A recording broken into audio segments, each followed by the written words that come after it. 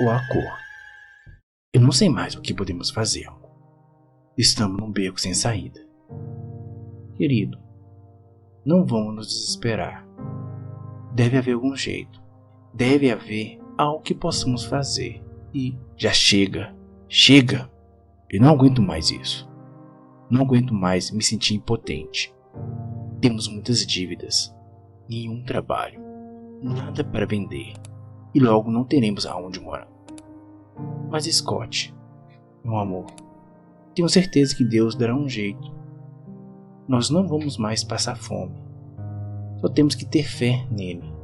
Não, querida, não dá. Não teremos um teto para morar a partir de segunda. Já temos pouco para comer. Teremos menos ainda. Amor, não fale assim. Para, chega, Judith. Estou desesperado e não sei o que fazer. E logo, eu sei, não precisa dizer. E logo nosso filho vai nascer. E o que será de nós? Eu sei, meu bem, eu também não queria que fosse assim. E a quem vamos recorrer? Não há ninguém que possa nos ajudar. Eu só queria uma solução, só isso. Eu tenho fé de que tudo vai dar certo, meu amor. Basta acreditar. Tudo bem, minha princesa. Eu amo você. Scott beija a testa de sua mulher. Sua mão acaricia o ventre de Judith e continua a falar. E também amo você, meu filho, que está por mim. Ele se agacha, beijando a barriga de sua mulher. Nós também te amamos, meu querido. Tomara que seja o menino. Ele olha com os olhos com lágrimas, mas lágrimas de felicidade. Agora eu vou, meu amor. Preciso conseguir algo para o jantar. Hoje vai ter peixe. Bem, então eu vou preparar uma salada para acompanhar a carne branca. Os dois riem por um instante. É tudo que temos, não é? Salada e alguns peixes pequenos. Seus olhos brilham enquanto a olha. Se cuide, meu amor. Mas à noite eu volto. Tudo bem. Até mais tarde. Scott pega sua bolsa do chão e a vara de pescar que estava escorada na parede e sai pela porta do pequeno barraco em que os dois viviam. Mal sabia ele que aquele dia iria mudar sua vida para sempre.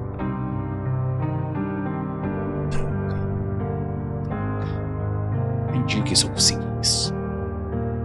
Scott olha decepcionado para o balde contendo 2 pequenos peixes.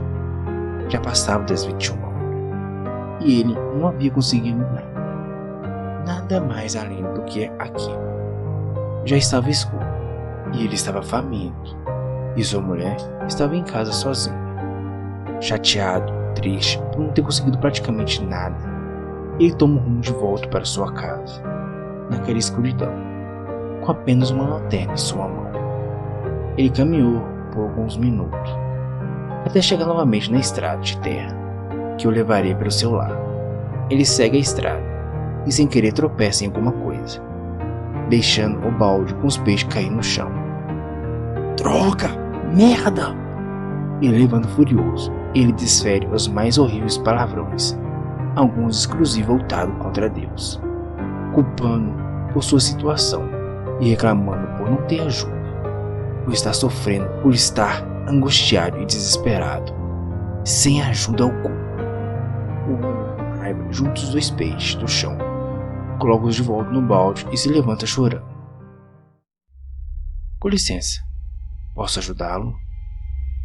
Scott olha para a frente assustado e aponta sua lanterna, revelando uma linda mulher à sua frente.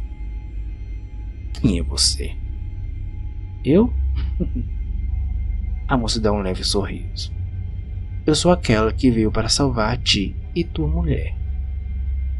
Como é que é? O que sabe sobre mim? Principalmente sobre minha mulher. Bem, eu sei tudo sobre vocês. O silêncio e um frio repentino tomou lugar. Ela fez uma pausa, enquanto olhava para o rosto intrigado de Scott. E eu posso ajudá-lo. Você não sabe de nada. Nem conhecemos você. E fora que você nem sequer disse meu nome. Ouça, Scott. Eu sempre estive a observar você e sua mulher. Sei que vocês mal têm o que comer e logo não terão nenhum teto para proteger você, sua mulher e seu filho que está por vir. E ela não parou de lhe dirigir a palavra. Eu também sei que está cansado, irritado, angustiado. Sei que você e sua mulher pedem todos os dias para Deus. Mas ele não ouve, não é? Nem você e nem sua mulher, que nesse exato momento, em todos os que você não está com ela está chorando por não ter escolhido um homem melhor. Chora pela vida miserável que tem tido. Ela só não se matou ainda, em amor à criança que ela carrega no ventre. Scott não conseguia dizer uma palavra. Ele estava perplexo. E a mulher não parou de falar. As forças que Judith tem vêm da criança que ela carrega do ventre. E não de você, Scott. Não de sonhar com uma vida melhor, mas apenas de fazer o que for preciso para salvar a criança que ela carrega. Ela quer salvar seu filho. Você não quer, Scott? Ele fez uma pausa. Seu olhar se perdeu em outra direção. Um olhar de desilusão. Então ele voltou a olhar para a mulher. É claro que eu quero. Mas ele foi interrompido. Então, Scott, não seja covarde. Não seja o incompetente que sempre foi. Eu posso ajudar você.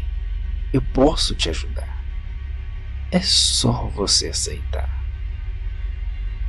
Tá bom, eu aceito sua ajuda, exclamou com a voz alterada, em um tom quase gritante. No mesmo instante, a mulher quebra a barreira, que era a distância entre Scott e ela. Ela aparece em sua frente, encostando seu corpo ao dele. Scott pode sentir a respiração da mulher. Então, ela o beijou. Naquele instante, ele vislumbrou tudo que resultaria daquele acordo, enquanto seus lábios estavam colados nos dela. Ele viu seu futuro, sua casa, seu emprego, seu carro, sua fazenda e tudo o que um fazendeiro bem-sucedido poderia querer. E mais, ele viu sua mulher e filhos. Eram dois, uma linda menina e um menino, igual ao pai. Nesse instante, ele voltou a si e as duas bocas se afastaram. Nossa, o que foi isso? Esse é o futuro que você e sua família terão. O quê? Como assim? Como isso é possível? Eu já disse, e torno a repetir. Eu vou ajudá-lo. Quando e como? Amanhã. Você verá. Agora, leve seu balde cheio de peixe e alimente sua mulher. Ela precisa de muito nutriente para fortalecer as duas crianças que está carregando no seu ventre. Scott olha para o balde e não acredita no que vê. O balde estava cheio de grandes peixes. Ele volta a olhar para a mulher, mas ela já não estava mais lá. Ele estava só em uma encruzilhada mal iluminada pela fraca luz do luar. Então o homem carrega com dificuldade o balde e faz seu caminho de volta para casa, incrédulo, porém feliz. Nesse momento, Judith ouve a porta se abrir. Brock, Scott! Por que demorou tanto? Eu fiquei preocupado com você. Me desculpa, amor, mas olha o que eu consegui pra gente. Meu Deus! Nossa, não acredito! Eu vou prepará-los agora mesmo para a gente comer. Eu vou ajudar você, minha deusa. Antes de pegar aquele balde farto de peixe, casal apaixonado se beija. Felicidade irradia de sua face. Os dois preparam um alimento e se deliciam com a saborosa carne acompanhada da salada que ela tinha falado. Enquanto jantam, os dois conversam sobre como poderiam resolver os problemas financeiros. Scott desconversa, foge do assunto e pede para que sua mulher apenas aprecie a boa comida e que tudo se resolveria no dia seguinte. Era tarde da noite. Scott dormia com sua mulher quando houve um barulho e eu acordo. Ele se levanta, tomando o máximo de cuidado para não despertar sua mulher. O estranho barulho parecia vir de sua cozinha. Era como se algum animal estivesse revirando um lixo. Ele chega até a cozinha e acende a lamparina, revelando uma estranha criatura, revirando seu lixo e comendo as entranhas dos peixes. Ele se assusta. Não sabe que tipo de animal horrível e nojento era aquele.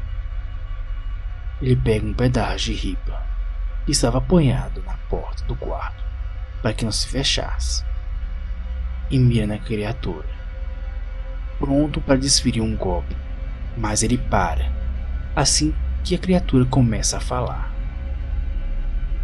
Eu vim lhe trazer a salvação. Os olhos da criatura brilham num vermelho intenso. A criatura se contrai e começa a fazer estranhos movimentos, até que, por fim, vomita o resto que havia comido. A criatura, com seus pequenos braços, estica e com suas mãos pega algo da nojeira que acabou de vomitar. Uma pedra dourada e brilhante, e sorri, soltando levemente uma gargalhada arrepiante. E nesse momento, a lamparina se apaga. Scott, amor, acorda! Scott abre seus olhos. Nossa, que sonho louco! Eu que diga, está bem, querido? Bem melhor agora. Nossa, já é de manhã. Sim, amor, já é. Tenho que levantar. Preciso ir para a cidade. Tenho que dar um jeito na nossa situação. Tudo bem, meu amor. Eu vou esquentar uma água para que possa tomar um bom banho. E farei também um chá para o nosso desjejum. Nesse momento, Judith se levanta. Veste uma camisola velha e toda encardida e sai do quarto. Scott esfrega seu rosto, tentando entender o sonho que ele teve. Estica seus braços e se despreguiça. Ai, meu Deus! Amor! Amor! Judith grita da cozinha. Scott levanta-se um pouco e corre até ela, que estava agachada no chão. E ela se vira, mostrando a Scott não só uma, mas algumas pepitas de ouro em meio ao lixo virado no chão. Como nós não vimos isso antes, amor? Isso vai resolver todos os nossos problemas. Scott, ele estava de boca aberta. O que ele viu naquela noite era real. Naquele mesmo dia, o casal estava a dormir, desta vez numa cama melhor, dentro de uma casa melhor, numa fazenda só deles, e com comida à vontade. Todos os seus problemas pareciam estar resolvidos, exceto por uma coisa.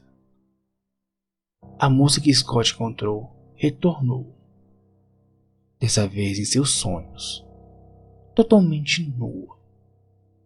Os dois fizeram amor, e pouco antes dele acordar, ela disse em seu ouvido: eu tomarei para mim um dos seus filhos. Scott acordou assustado, com gritos de dor de sua mulher. Ela estava em trabalho de parto. Para Judith, foi uma surpresa saber que não era uma, mas sim 2 crianças em seu ventre. um menino e uma menina. O casal, depois de alguns dias, decidiu chamá-los de Mateus e Ana. Mateus e Ana, irmãos gêmeos, filhos de Judith e Scott, viviam em uma cidadezinha rural nos Estados Unidos. A família vivia feliz até que uma desgraça aconteceu. Jonas acordou às 4 horas da manhã, aos sons de gritos, choros e pancadas em sua porta. Correu até a porta e abriu. Era o pequeno Mateus, desesperado e em prantos. Mas o que mais espantou Jonas foi que o garoto estava todo ensanguentado. Por Deus, o que houve com você? Você está bem? Jesus Cristo! Jonas se assustou, mas ao ouvir o que o garoto soluçava a dizer, Mary, Mary, chamou Jonas, enquanto trazia o garoto para dentro de sua casa. Cuide dessa criança. Algo horrível aconteceu com os Baques, disse o homem, e logo após se dirigiu para o quarto, voltando de lá, vestido e com uma espingarda em sua mão. Meu Deus, o que aconteceu, Jonas? Aqui, fique com isso, entregou sua esposa uma pistola. Eu vou até a casa dos Baques. O homem saiu de casa, entrou em sua caminhonete, bateu a partida 3 vezes, até que por fim pegou e saiu acelerado. Dali até a casa do garoto era mais de 4 quilômetros. A escuridão tomava conta da estrada estreita de terra. Enquanto dirigia, Jonas rezava a Deus e imaginava o que a pequena criança poderia ter passado. A casa de Jonas era mais próxima das casas dos Baques. Dali para a delegacia mais próxima era cerca de 25 quilômetros. E Jonas não tinha telefone em casa. Não lhe restava outra opção, senão ir à casa dos Baques e rezar para que o que quer que tenha acontecido não o fizesse de vítima também. Enquanto isso, Mary estava a cuidar do pequeno Mateus. Ela tentava fazê-lo falar, mas o garoto estava em estado de choque. Seus pequenos pés descalços, esfolado e sujo e sangrando. Meu Deus, você veio descalço de sua casa até aqui? Pobre criança, o que aconteceu com você? Me diga. Mas o garoto não conseguia responder nada. Jonas finalmente chegou à casa dos Baques. Ele desceu de sua caminhonete, sem nem ao menos desligá-la ou fechar a porta. Não bateu palma ou chamou por alguém. Ele notou que a porta da frente estava aberta e a luz das janelas estavam acesa. Scott! Ele chamou. Judith! E lentamente, com sua espingarda em mãos, ele foi adentrando a casa. Logo notou gotas e marcas de sangue pelas paredes e pelo chão. Ele podia sentir o forte cheiro de ferro. E ele não precisou mais chamar pelo Scott, pois encontrou seu corpo em cima do sofá da sala, com uma faca cravada no peito. Scott ainda estava com os olhos abertos, mas sem vida. Meu Deus, o que aconteceu aqui? Jonas fechou os olhos do que um dia foi seu melhor amigo e saiu da sala, rezando para que o mesmo não tivesse acontecido com a sua mulher e nem a sua pequena filha. Mas uma trilha de gota de sangue o levava até o quarto de Scott, onde sua mulher estava deitada em sua cama ensanguentada. Jonas se aproximou. Seu coração estava acelerado. Em toda sua vida, ele nunca tinha visto algo assim. Judith tinha sido degolada. Meu Deus. Ele pedia a Deus para que pelo menos a garota estivesse bem. Ele saiu do quarto, enjoado, e foi para o corredor. Passou o banheiro. Chegou à última porta. Essa era a porta do quarto das crianças. O quarto estava tomado pela escuridão. Ele hesitou ao acionar o interruptor, mas o fez. E logo em seguida ele largou sua espingarda e caiu de joelho ao lado do corpo da pequena Ana. Ela estava morta. Nunca foi encontrado o responsável pelo assassinato da família Bates. Mateus, o gêmeo fraterno de Ana, foi o único sobrevivente, o único escapado do massacre. O garoto passou por um breve tratamento psicológico e foi levado a um orfanato. Ele foi interrogado diversas vezes, mas ele nunca soube dizer o que havia acontecido naquela noite. O choque foi muito grande para ele, e por ordem do Estado, preservaram a sua infância, e o ocorrido foi esquecido. As autoridades passaram anos investigando, mas sem sucesso. Pouco mais de um ano no orfanato, o garoto foi adotado por uma família de estrangeiro. A nacionalidade do casal e o nome do mesmo foi ocultado por questão de sigilo. Mateus, meu filho, tá tudo bem, foi só um pesadelo, acorda. Foi então que eu percebi que eu estava gritando e chorando. Eu abracei forte minha mãe, meu pai parado na porta, olhando.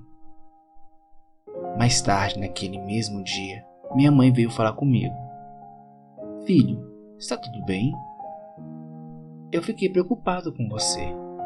Faz muito tempo desde a última vez que você acordou assim. Mãe, eu estou bem. Eu apenas estou meio estressado com os estudos. É muita coisa para mim. E eu estou me esforçando muito. Você me conhece. Nós conversamos por um bom tempo. E eu afirmei para minha mãe que eu estava bem. Que eu não estava tendo aqueles pesadelos que sempre tive. É claro, eu menti. Mas tudo para que ela não se preocupasse tanto comigo.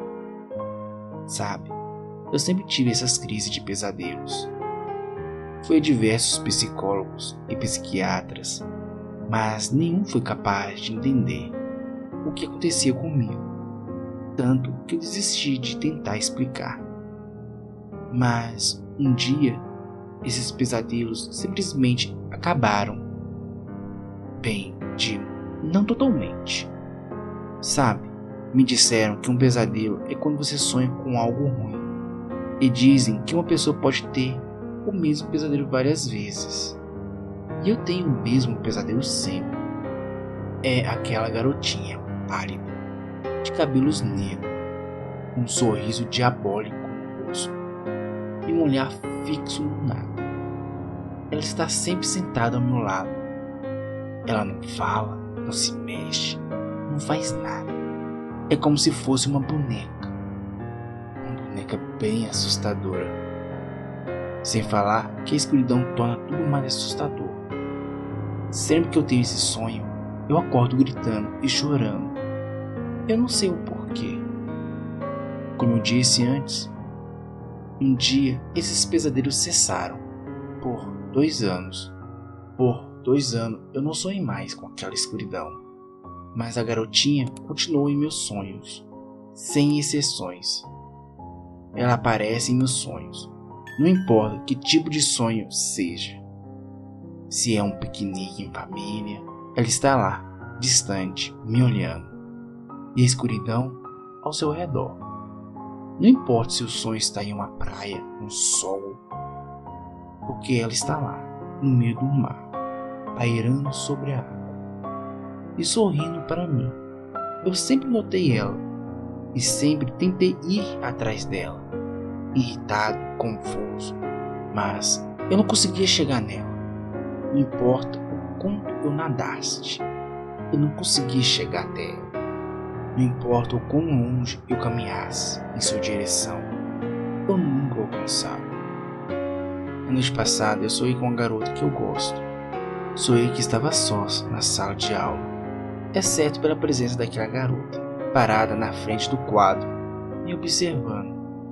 Mas, como era a garota que eu gosto, então eu decidi ignorar. a presença da garota macabra e aproveitar. Afinal, não é sempre que sonhamos com a garota que amo. Eu e a Sabrina nos beijamos. Depois daquilo, não vi mais a garota macabra. Não até a próxima noite. Então, essa noite eu sonhei de novo. Um sonho diferente dos demais. Eu estava na varanda de casa, sentado no chão e olhando para o céu. E de repente, algo passa numa velocidade incrível, caindo abaixo. Eu me levanto e me inclino na proteção para ver o que tinha caído lá embaixo. Até então, eu não havia percebido que aquilo era só um sonho. Foi quando eu vi, lá embaixo, parado, me olhando e sorrindo, aquela garota. Eu fui tomado pelo ódio e pulei. Enquanto caía, eu pude ver o chão se aproximando de mim, cada vez mais. Mas a garota, ela continuava distante de mim. Então, quando por fim acertei o chão, pude perceber que eu estava novamente na varanda de casa, olhando para aquela maldita garota sorridente. Foi então que eu fui acordado por minha mãe. Depois de conversar com minha mãe, eu fui para a escola. Meu dia foi normal, como sempre. O tempo passou rápido e logo estava em casa de novo. Eu entrei, cumprimentei minha mãe, que estava na sala, enquanto eu andava pelo corredor, indo em direção ao meu quarto. Eu pude ver ali fora na varanda, em cima de uma escada, trocando o que parecia ser uma lâmpada, o meu pai. Ele me viu passando. Ele tirou sua mão, que estava apoiada na parede, e me cumprimentou com beleza. Naquele mesmo instante, eu gelei. Pude ver meu pai se desequilibrando e caindo, seu corpo saindo do meu campo de visão, enquanto ele caía do 9º andar abaixo. Pai! Eu gritei, correndo em sua direção. Cheguei na varanda e olhei para baixo, e o que eu vi foi horrível, mas não me assustou tanto quanto ver ao lado do corpo do meu pai, que estava envolto em sangue, aquela garota olhando para mim, seus olhos arregalados, seu sorriso ainda mais amedrontador. Não! Minha mãe gritou ao fundo, enquanto se aproximava correndo e olhava para baixo. No mesmo instante, ela me puxou para trás. Nós dois caímos de joelho no chão. Minha mãe me disse, enquanto me abraçava forte: filho, fique aqui, não olhe para baixo. E saiu correndo.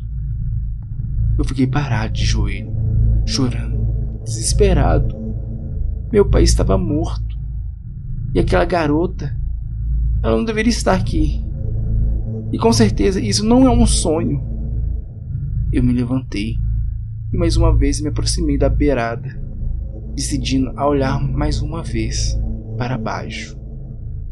Eu me inclinei lentamente, mas com os olhos fechados. Instintivamente, quando eu decidi abrir meus olhos novamente, senti como se fosse morrer. A garota estava na minha frente, parada no ar. Meu coração disparou. Senti uma forte dor no peito. Estava prestes a gritar, quando a garota levou um dedo à boca, me fazendo um sinal de dizendo: shhh. Tudo ficou escuro. Percebi que estava com a minha mão ao rosto e chorando. Foi então que lembrei daquela garota e lentamente tirei as mãos do meu rosto. Eu estava no meio da escuridão, sentado em um banco desse de praça, e aquela garota, ela estava sentada ao meu lado. Eu me levantei e fiquei de frente para ela. Ela parecia olhar para o além, o sorriso em seu rosto mais diabólico do que sempre foi. Eu não aguentei olhar para ela. Meu ódio foi tanto, a dor de perder meu pai fez com que meu punho se movesse em direção à face maldita daquela garota. Mas antes que meu punho pudesse acertar, eu estava novamente sentado ao lado da garota, como se tivesse sido teletransportado para lá. Eu tentei golpeá-la diversas vezes. Fora isso, eu tentei fugir, correr para longe, mas foi tudo inútil. Eu sempre aparecia sentado ao seu lado. Eu resmunguei e gritei, pedi explicações, mas ela não respondia, sequer se mexia. Eu permanecia ali sentado, ao lado da garota por muito tempo. Então, eu simplesmente decidi ignorá-la. Fingi que não estava ali. Eu deixei de olhar para a garota. Deixei de pensar nela, em meu pai, em tudo, em exceto em Sabrina. Fiquei relembrando o sonho que tive. E eu não percebi, mas eu havia fechado meus olhos novamente.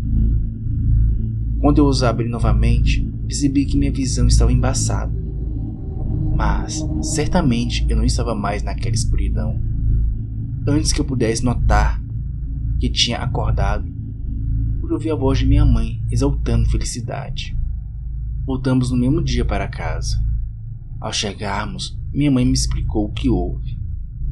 Eu fiquei surpreso. Logo após minha mãe ter me deixado na varanda, eu desmaiei. E por algum motivo, eu entrei em coma. Fiquei 21 dias desacordado. Devido a isso, perdi o enterro do meu pai. Então, decidi que no dia seguinte visitaria o túmulo do meu pai. Eu também tinha alguns exames médicos para fazer no dia seguinte.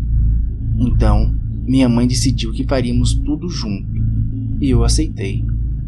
Naquela noite, eu sonhei novamente. Eu estava voando pelas ruas no centro de minha cidade. Aquela era uma sensação incrível. Eu aproveitei ao máximo. Até então, não tinha me dado conta que era um sonho. Até que algo chamou minha atenção. Eu voava por uma das principais ruas da cidade, olhando para todos os lados, quando eu passei por cima de um ponto de ônibus. E algo me deixou inquieto. Eu pousei do outro lado da rua e olhei em direção àquele ponto de ônibus. Antes que eu pudesse ver as pessoas que esperavam, um ônibus parou para o embarque e desembarque de passageiro. Eu fiquei observando o ônibus. Ele ficou lá por quase 1 minuto. As pessoas que desceram eram todas desconhecidas para mim. Então o ônibus arrancou. Entrou em movimento, passando por mim. Foi nesse instante que eu percebi que estava sonhando. Enquanto o ônibus passava, eu pude ver passando a roleta aquela maldita garota. Mateus, filho, tudo bem, querido? Tudo bem, disse minha mãe, me abraçando forte. Mais uma vez eu a vi acordar chorando e gritando. No outro dia, visitamos o túmulo do meu pai, pela manhã, e fomos ao centro fazer os exames médicos. Finalizamos tudo, já era mais de 3h30. Nós estávamos famintos. Então minha mãe decidiu que nós comeríamos em uma lanchonete aqui no centro mesmo. Depois de andar alguns quarteirão de onde comeríamos, pois não havia vagas para estacionarmos perto, encontramos um lugar para deixar o carro e faríamos o percurso até a lanchonete a pé. Assim que descemos do carro, começamos a caminhar.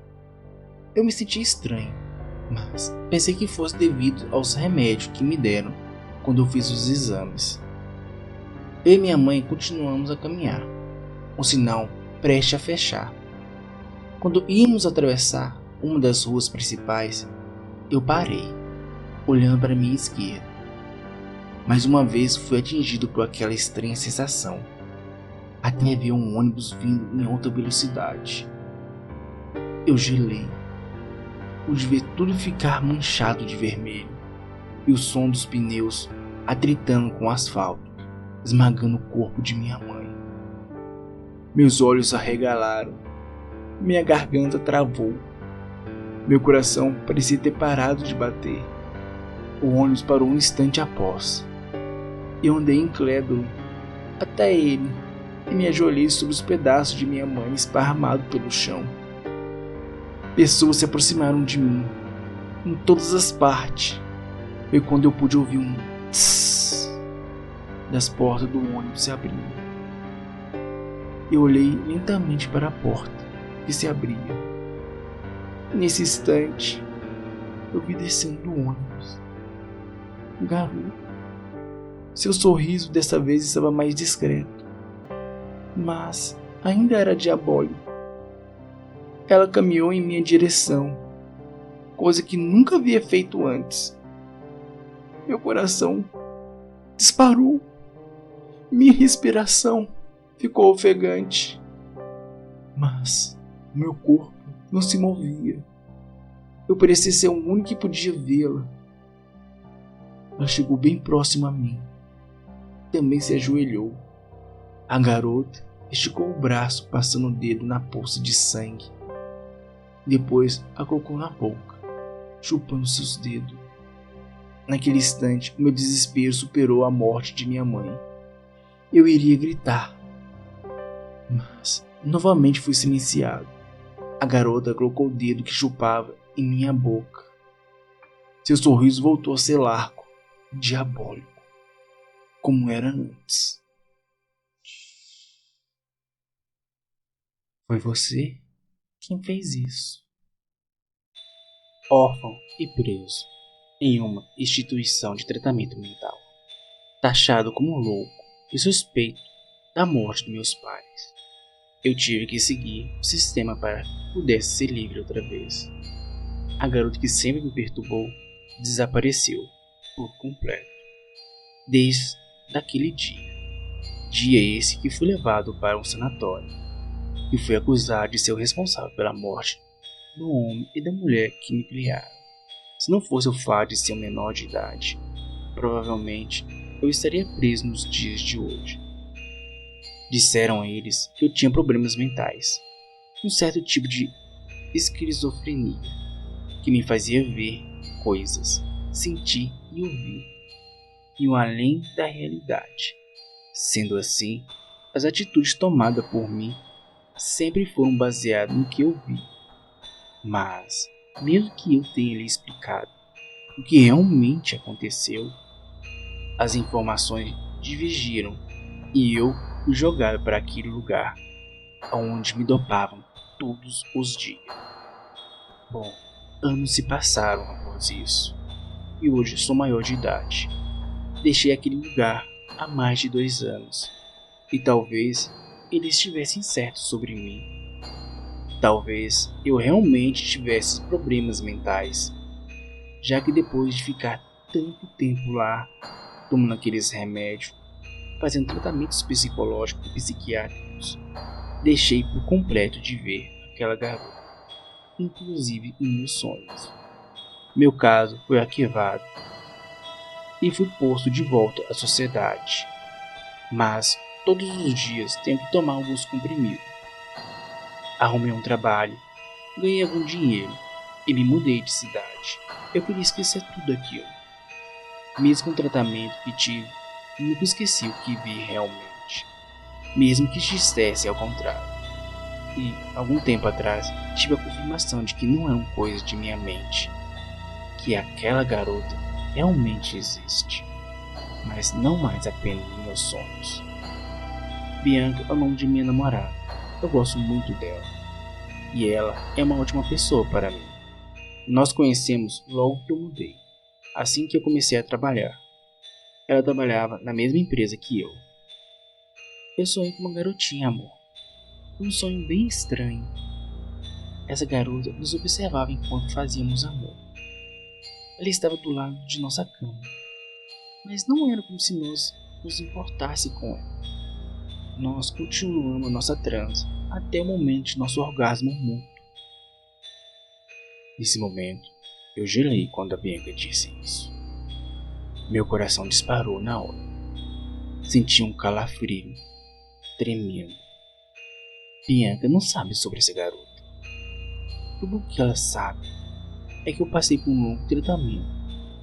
Porém, ela acredita que esse tratamento era em função do impacto causado pelas mortes dos meus pais. Eu desconversei, tentando mudar o assunto, e consegui. Algum tempo se passaram. Após isso, tive a notícia que mais me alegrou em toda a minha vida. Bianca estava grávida. Ao fazer a ultrassom, descobrimos que nosso bebê seria uma linda menina. Então, começou a preparação para a vinda de nossa querida filha. Roupas, brinquedos, fraldas, enfim, tudo que uma criança recém-nascida necessita. Tempo depois, já era quase hora de nossa filha vir ao mundo. Em uma noite dessa que dormi com a minha querida esposa, eu acordei no meio da noite, um barulho vindo da cozinha. Era como se alguém tivesse derrubado todos os talheres no chão. A Bianca não acordou com o barulho, então me levantei para averiguar o ocorrido.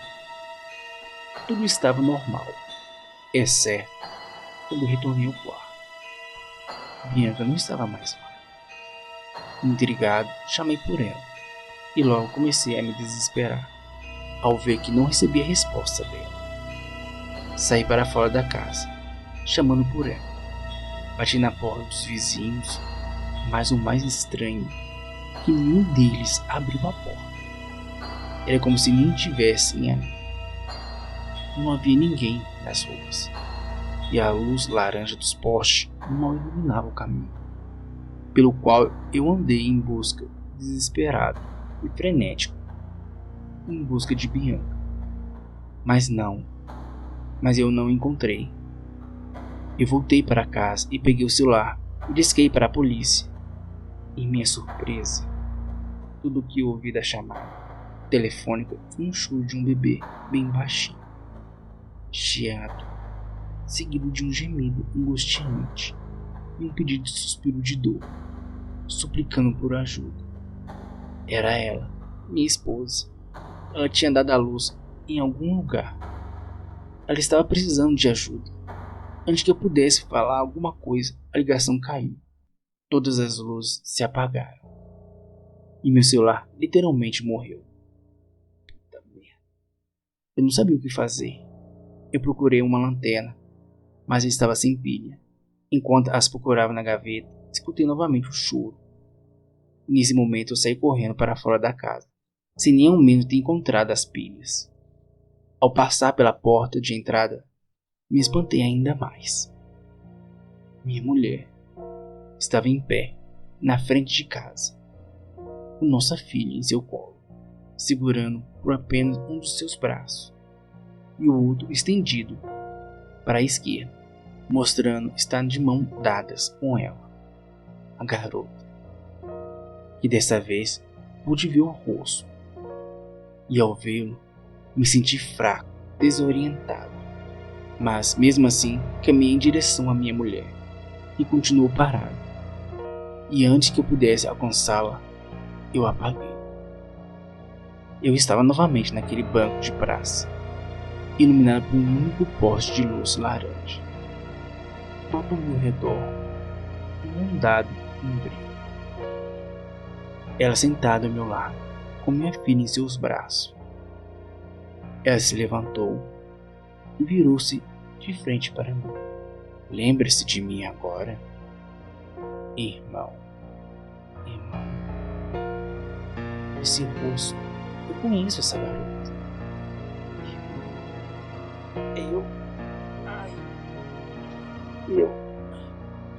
A minha filha.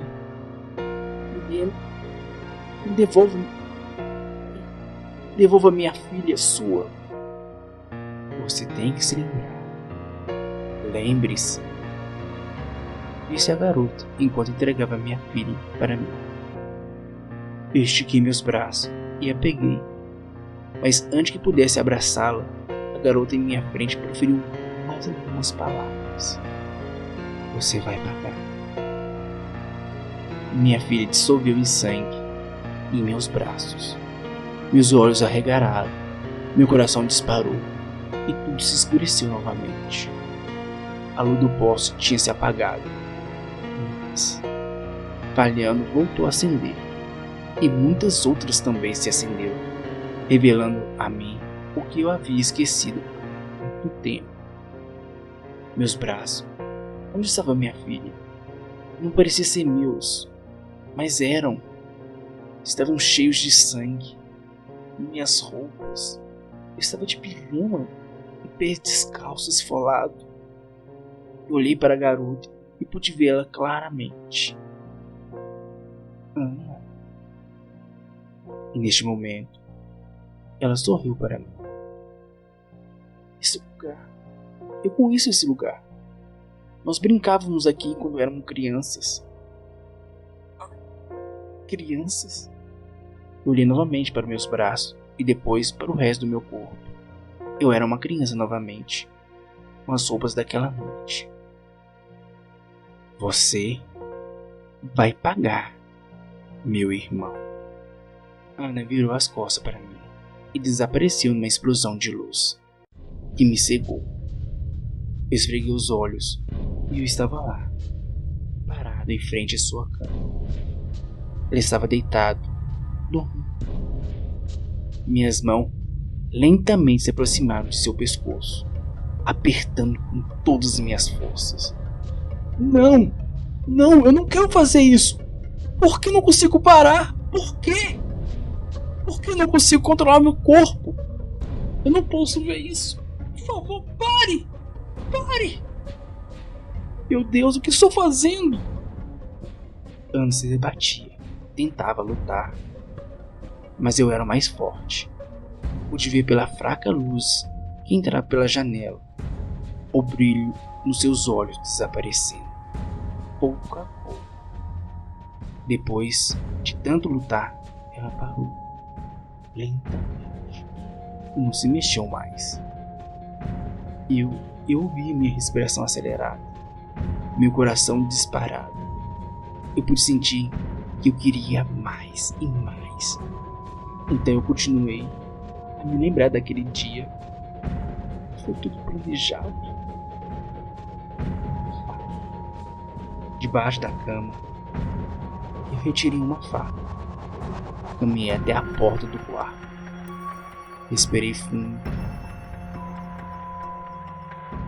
E me acalmei naquele instante. Controlei minha respiração. Abri a porta lentamente. Saí do quarto. Depois, forcei a porta novamente. Caminhei pelo corredor em direção ao quarto da mamãe. Eu não acredito que estava vivendo aquilo novamente. Como pude esquecer tudo aquilo? Como pude fazer uma coisa dessa? Finalmente cheguei ao quarto. Mamãe estava deitada na cama. E me aproximei. Ela dormia graciosamente. Me aproximei dela e dei um beijo em seu rosto. Ela sorriu. Eu agarrei seu cabelo com a minha mão pequena e puxei sua cabeça para trás. Seus olhos se abriram antes que eu pudesse golpeá-la. Mas já era tarde. Senti a faca correr em seu pescoço. Ela se debateu um pouco e sangue jorrou para todos os lados. Ela não podia falar. Apenas alguns sons, grunhidos afogados em seu próprio sangue. Eu fiquei lá assistindo, sorrindo. Até que ela parou de se mexer.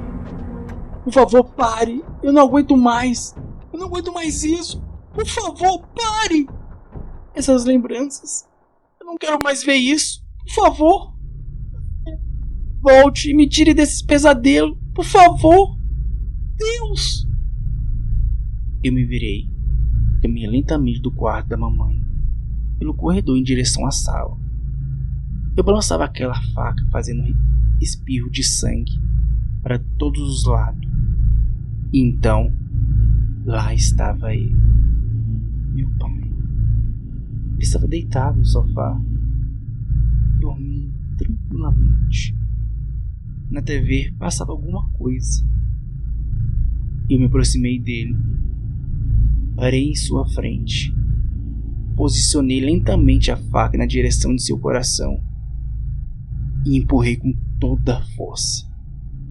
Ele deu um pulo na hora, mas não caiu no sofá.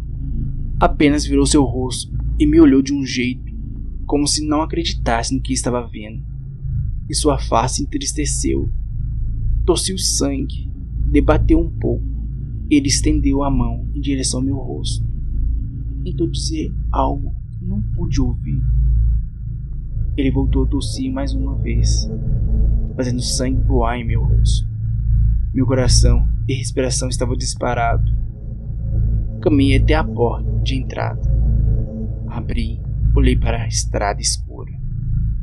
E do jeito que eu estava, saí correndo pela rua, na escuridão total. Corri mais ainda. E então, lá estava eu, na porta da casa dos Mitros. O som da pancada da primeira batida ecoou em minha cabeça. Tudo começou a girar, cada vez mais rápido, cada nova batida. Então, uma vez mais, tudo escureceu. Eu abri os olhos e pude ver. Eu ainda era uma criança, um pouco mais velho que antes. Mas dessa vez eu estava na minha outra família. Bom dia, mãe. Tudo bem? Tudo, filho. E você? Como foi o dia de aula? Estou bem também. Até que foi bom. Cadê o papai? Acho que está na varanda trocando a lâmpada que pedi faz uma semana. Então, dei as costas para minha mãe, enquanto eu andava pelo corredor em direção ao meu quarto. Pude ver ali fora na varanda, em cima de uma escada, trocando o que parecia ser uma lâmpada. Meu pai estava de costas para mim. Eu me aproximei sorrateiramente e o empurrei de lá. Alguns segundos eu pude ouvir o impacto do seu corpo lá embaixo. Pai! Eu gritei e tudo começou a girar outra vez. Agora eu estava caminhando ao lado de minha mãe. O sinal estava prestes a fechar. Quando íamos atravessar uma das ruas principais, eu parei, olhando para minha esquerda. Mais uma vez fui atingido por aquela estranha sensação. Droga, eu vou fazer de novo. Até ver um ônibus vindo em alta velocidade. Nesse momento, olhei para minha mãe e eu empurrei ela. Pude ver tudo ficar manchado de vermelho e o som dos pneus atritando com o asfalto, esmagando o corpo dela. O som da porta do ônibus se abrindo ecoou em minha cabeça. E mais uma vez, tudo girou. Eu era adulto novamente. Estava caminhando no escuro em direção à cozinha de minha casa. Abri a gaveta do guarda-roupa. Tirei uma faca de lá. Droga. Vai acontecer de novo. Voltei para o quarto, onde o Bianca estava dormindo. Puxei as cobertas com força, fazendo ela acordar. Meu Deus, Matheus, o que você está fazendo? Eu vou matar, garoto. E você vai ver isso acontecer. E depois eu mato você. Deus, amor, você está me assustando. Eu voei para cima dela e a golpeei na barriga. Apertei forte seu pescoço e mantive a faca pressionando. Sangue saía para todo lado. Ela se debatia, mas não muito, nem por muito tempo. Eu puxei a faca e abri seu ventre. Tirei a criança de lá e a chacoalhei o corpo de Bianca para que ela acordasse novamente. Eu não posso fazer isso. Meu Deus, por favor, não me deixe fazer isso. Eu tenho que parar. Por favor, já chega. Eu não posso suportar. Eu não vou suportar isso. Senhor, por favor, tenha piedade de minha filha. Irmão? Ana. Onde estava parado? Apenas Ana em volta. Luz apareceu ao meu lado. Já chega, irmão. Você tem que pagar. Eu aceito. Só não me deixe tirar a vida de minha própria filha. Por favor. Outra vez ela desapareceu no clarão de luz. E tudo continuou a acontecer. Mas agora estava diferente. Eu podia controlar um pouco. O meu celular estava no meu bolso. 1, 9, 0.